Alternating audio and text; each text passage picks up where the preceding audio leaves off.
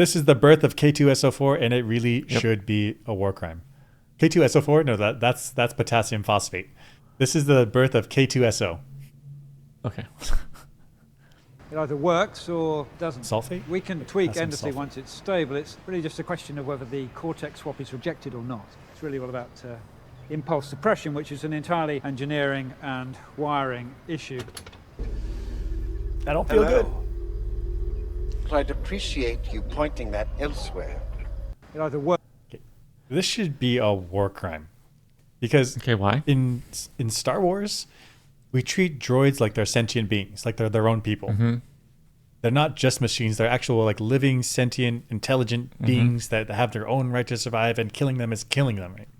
And so here, this KX droid, which later we called K2SO, K2SO, and they say this is bringing them back to life is about impulse suppression. It's not about it's just about programming. It's not about changing personalities. But if he had a personality before, then you disabled him, knocked him out, and then you wire him in his brain, and then he comes back a new person. He's like, I'm ready to fight for your side. Like you've just reprogrammed that person's brain. Isn't that a war crime? You take the enemy, you convert their entire being into being on your side. Mm-hmm. So I guess if the robots use the same logic for biorobots, we're like, hey, we captured this human. Let's rewire his brain, like hardware-wise. So now he fights for us. We would consider that a heinous war crime. You're like, yep, messing with the human body.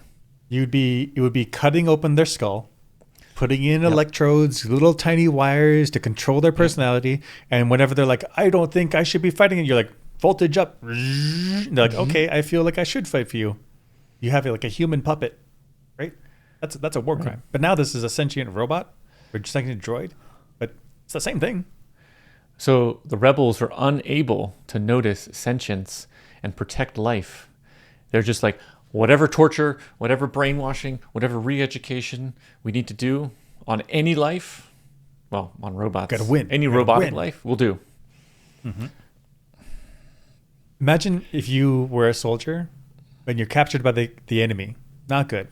You're a prisoner of war for a year, couple years, and then you re-enter the battlefield and you attack your former your comrades. You attack your brothers in arms, but you've been rewired in your brain to fight for the other side. Isn't that heinous? Isn't that awful? That's disgusting. In fact, I've watched a lot of sci-fi where that exact storyline happens, where a crew member is brainwashed and attacks his own crew, and then gets unbrainwashed. Like, you weren't yourself. This was horrible what they did to you. I'm glad you're back. And all those sci-fis, the brainwashers were the bad people, right? Are the rebels good people? That means they're not good to sentient life. Oh, no. Like the Empire may bring you in and do some psychological torture, but they still leave you as who you are. They don't like change your personality, send you back to go kill your family. Like, and they give him no dignity. He's like strapped down to a table, gun straight at his face, like body parts everywhere. Like this is a torture chamber. I can kill you again. This is messed up. Imagine waking up messed up. Oh, messed up.